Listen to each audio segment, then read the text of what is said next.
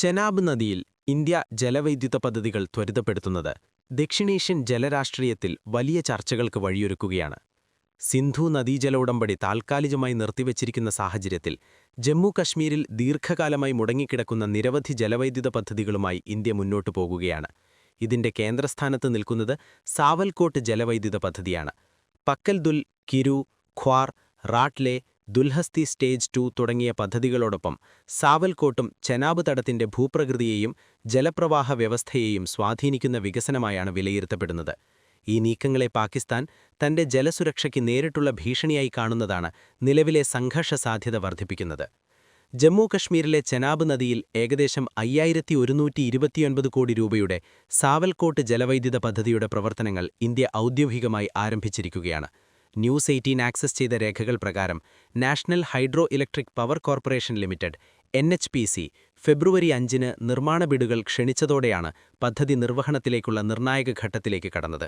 പദ്ധതി എത്രയും വേഗം കമ്മീഷൻ ചെയ്യുന്നതിനായി നിർമ്മാണ രീതിശാസ്ത്രവും ഉപകരണങ്ങളുടെ തെരഞ്ഞെടുപ്പും ആസൂത്രണം ചെയ്തിട്ടുണ്ടെന്ന് ആന്തരിക രേഖകൾ വ്യക്തമാക്കുന്നു. ഉധംപൂർ, റംബാൻ ജില്ലകളെ ഉൾക്കൊള്ളുന്ന ഈ പദ്ധതിക്ക് ഏകദേശം 9 വർഷത്തെ നിർമ്മാണ സമയപരിധിയാണ് കണക്കാക്കുന്നത്.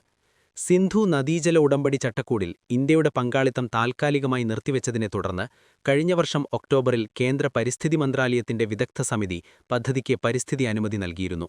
ഈ അനുമതി നിലവിൽ വന്നതോടെ NHPC വേഗത്തിൽ ലേലഘട്ടത്തിലേക്ക് നീങ്ങുകയായിരുന്നു. പ്രധാന ജോലികൾ ആരംഭിക്കുന്നതിനു മുമ്പ് പ്രാരംഭ സമാഹരണം പൂർത്തിയാക്കേണ്ടതുണ്ടെങ്കിലും വർഷം മുഴുവനുമുള്ള നിർമ്മാണ പ്രവർത്തനങ്ങൾക്കാവശ്യമായ ആസൂത്രണം ഇതിനകം തന്നെ നടന്നുകഴിഞ്ഞതായി രേഖകൾ സൂചിപ്പിക്കുന്നു.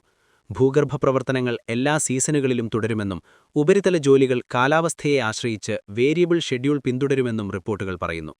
സാവൽകോട്ട് പദ്ധതി 1856 മെഗാവാട്ട് സ്ഥാപിതശേഷിയുള്ള ഒരു റൺ ഓഫ് ദി റിവർ ജലവൈദ്യുത പദ്ധതിയായാണ് രൂപകൽപ്പന ചെയ്തിരിക്കുന്നത്. 2 ഘട്ടങ്ങളിലായാണ് വികസനം നടപ്പാക്കുന്നത്. ആദ്യഘട്ടത്തിൽ 1406 മെഗാവാട്ട് പ്ലാന്റും രണ്ടാം ഘട്ടത്തിൽ 450 മെഗാവാട്ട് സൗകര്യവും ഉൾപ്പെടുന്നു. ഭൂഗർഭപരമായി ചെനാബ് നദിയുടെ നിർണായക ഭാഗത്താണ് പദ്ധതി സ്ഥിതി ചെയ്യുന്നത്. ബഗ്ലിഹാർ ജലവൈദ്യുത പദ്ധതിയുടെ താഴ്ഭാഗത്തും സലാൽ അണക്കെട്ടിന്റെ മുകൾ ഭാഗത്തുമാണ് സാവൽകോട്ട് പദ്ധതി സ്ഥിതി ചെയ്യുന്നത്. ഇതോടെ ഇതിനകം തന്നെ ശക്തമായി എഞ്ചിനീയറിംഗ് ചെയ്ത നദീ ഇടനാഴിക്കുള്ളിലാണ് ഈ പദ്ധതി ഉൾപ്പെടുന്നത്.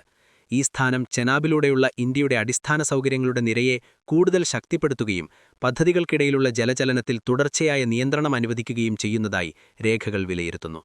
മൺസൂൺ അല്ലാത്ത കാലയളവിൽ പൂർണ്ണ പുരോഗതിയും മൺസൂൺ കാലയളവിൽ 50% പുരോഗതിയുമുള്ള രീതിയിൽ ഭൂഗർഭ പ്രവർത്തനങ്ങളും ഉപരിതല ജോലികളും ക്രമീകരിക്കുമെന്ന് നിർമ്മാണ ആസൂത്രണ രേഖകൾ വ്യക്തമാക്കുന്നു.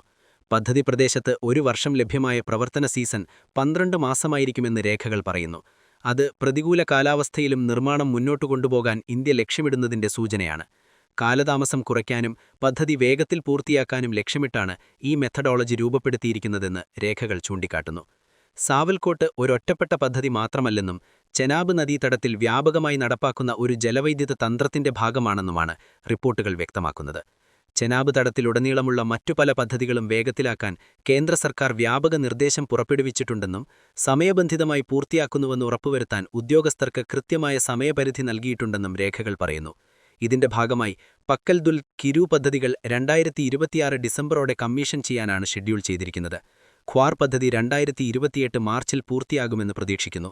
റാറ്റിൽ പദ്ധതിയുടെ നിർമ്മാണം ത്വരിതഗതിയിൽ തുടരുകയും 2028ഓടെ പൂർത്തിയാക്കാനും ലക്ഷ്യമിടുന്നതായി റിപ്പോർട്ടുകൾ സൂചിപ്പിക്കുന്നു. ചെനാബിലെ ഏറ്റവും ശ്രദ്ധേയമായ ഒന്നായി പക്കൽ ദുൽ ഉയർന്നു നിൽക്കുന്നു. കിഷ്ത്വാർ മേഖലയിൽ സ്ഥിതി ചെയ്യുന്ന 1000 മെഗാവാട്ട് പദ്ധതിയിൽ 167 മീറ്റർ ഉയരമുള്ള അണക്കെട്ടുണ്ട്. ഇത് ഇന്ത്യയിലെ ഏറ്റവും ഉയരമുള്ള അണക്കെട്ട് ഘടനയായി മാറുകയാണ്. പാകിസ്ഥാനിലേക്കൊഴുകുന്ന ഒരു പടിഞ്ഞാറൻ നദിയിലെ ഇന്ത്യയിലെ ആദ്യത്തെ സംഭരണ പദ്ധതി എന്ന നിലയിൽ പക്കൽ ദുൽ പ്രത്യേകതയുണ്ട്. ഈ സവിശേഷതയാണ് പൂർണ്ണമായും നദിയിലൂടെ ഒഴുകുന്ന പദ്ധതികളിൽ നിന്ന് ഇതിനെ വ്യത്യസ്തമാക്കുന്നത്. പദ്ധതി പ്രവർത്തനക്ഷമമായി കഴിഞ്ഞാൽ വെള്ളം തുറന്നുവിടുന്നതിന്റെ സമയം നിയന്ത്രിക്കാനുള്ള ശേഷി ഇന്ത്യക്ക് ലഭിക്കുമെന്നാണ് റിപ്പോർട്ടുകൾ പറയുന്നത്. പക്കൽ ദുലിന് സമാന്തരമായി കിരു ജലവൈദ്യുത പദ്ധതിയും കിഷ്ത്വാറിൽ തന്നെയാണ് പുരോഗമിക്കുന്നത്. 135 മീറ്റർ ഉയരമുള്ള ഒരു റൺ ഓഫ് ദി റിവർ അണക്കെട്ടാണ് കിരു. അപ്സ്ട്രീമിനും ഡൗൺസ്ട്രീം ഇൻസ്റ്റലേഷനുകൾക്കുമിടയിലുള്ള അതിന്റെ സ്ഥാനം നദിയുടെ ഒഴുക്ക് പാറ്റേണുകളിൽ ഇന്ത്യയുടെ സഞ്ചിത നിയന്ത്രണം ശക്തിപ്പെടുത്തുന്നതായി വിലയിരുത്തപ്പെടുന്നു. അതേസമയം 109 മീറ്റർ ഉയരമുള്ള അണക്കെട്ട് ഉൾക്കൊള്ളുന്ന ഖ്വാർ പദ്ധതി 2024 ജനുവരിയിൽ ചെനാബ് വിജയകരമായി വഴിതിരിച്ചതോടെ നിർമ്മാണം സാധ്യമാക്കിയ ഒരു മൈൽക്കല്ല് പിന്നിട്ടിരുന്നു. ഈ വഴിതിരിവ് പാകിസ്ഥാനിൽ സൂക്ഷ്മമായി പിന്തുടരപ്പെട്ടതായും നദിയിൽ ഇന്ത്യയുടെ വികസിച്ചുകൊണ്ടിരിക്കുന്ന ഭൗതിക സാന്നിധ്യത്തിന്റെ പ്രകടനമായിട്ടാണ് ഇതിനെ കണ്ടതെന്നും റിപ്പോർട്ടുകൾ പറയുന്നു. ഖ്വാർ പദ്ധതി 2028 മാർച്ചോടെ കമ്മീഷൻ ചെയ്യാനാണിപ്പോൾ ഷെഡ്യൂൾ ചെയ്തിരിക്കുന്നത്. ചെനാബിലെ മറ്റു പദ്ധതികളും ഇനി ഈ ദിശയിൽ മുന്നോട്ട് കൊണ്ടുപോകാനാണ് ഇന്ത്യ ലക്ഷ്യമിടുന്നത് എന്നാണ് നിലവിലെ റിപ്പോർട്ടുകൾ സൂചിപ്പിക്കുന്നത്. ഖ്വാർ പദ്ധതിക്ക് പിന്നാലെ അണക്കെട്ടിന്റെ ബാക്കി ഭാഗങ്ങളുടെ നിർമ്മാണവും ത്വരിതഗതിയിൽ പുരോഗമിക്കുന്നുണ്ട്. ഇതിനൊപ്പം ദുൽഹസ്തി സ്റ്റേജ് 2 പദ്ധതിയിലേക്കും ഇന്ത്യ മുന്നോട്ടു പോകുകയാണ്. ഡിസംബറിൽ പാരിസ്ഥിതിക അനുമതി ലഭിച്ചതിനെ തുടർന്നാണ് ഈ നീക്കം. എന്നാൽ ക്ലിയറൻസ് പ്രക്രിയയെക്കുറിച്ച് തങ്ങളെ അറിയിച്ചിട്ടില്ലെന്ന് പാകിസ്ഥാൻ വാദിച്ചിരുന്നെങ്കിലും അതിനെ ഇന്ത്യൻ അധികൃതർ കൃത്യമായ നടപടിക്രമങ്ങൾ പാലിച്ചിരുന്നുവെന്ന് നിരസിച്ചിരുന്നു. ചെനാബ് നദി സിന്ധു നദീതടത്തിൽ നിർണായക സ്ഥാനം വഹിക്കുന്നതാണ് പാകിസ്ഥാന്റെ ആശങ്കകൾക്ക് അടിസ്ഥാന കാരണം. പാകിസ്ഥാന്റെ ഭക്ഷ്യോൽപാദനത്തിന്റെ 90% പിന്തുണയ്ക്കുന്ന കാർഷിക മേഖലയുടെ പ്രാഥമിക ജലസ്രോതസ്സുകളിലൊന്നാണ് ഈ നദി. 10ൽ 9 പാകിസ്ഥാനികളും ഇന്ത്യൻ പ്രദേശത്തുനിന്ന് ഉത്ഭവിക്കുന്ന വെള്ളത്തെയാണ് ആശ്രയിക്കുന്നത് എന്നാണ് റിപ്പോർട്ടുകൾ സൂചിപ്പിക്കുന്നത്. പാകിസ്ഥാന്റെ മൊത്തം ജലവിതരണത്തിന്റെ ഏകദേശം 4ൽ 3 ഭാഗവും ഇന്ത്യയിലൂടെ ഒഴുകുന്ന പടിഞ്ഞാറൻ നദികളിൽ നിന്നാണ് ലഭിക്കുന്നത്. അതിനാൽ തന്നെ അപ്സ്ട്രീം വികസനങ്ങളെ പാകിസ്ഥാൻ രാഷ്ട്രീയമായും തന്ത്രപരമായും അതീവ സെൻസിറ്റീവായ വിഷയമായാണ് കാണുന്നത്. സിന്ധു നദീജല ഉടമ്പടി ഇന്ത്യ ലംഘിച്ചുവെന്നും ജലസ്രോതസ്സുകളെ ആയുധവൽക്കരിക്കുകയാണെന്നും പാകിസ്ഥാൻ ആരോപിച്ചിട്ടുണ്ട്.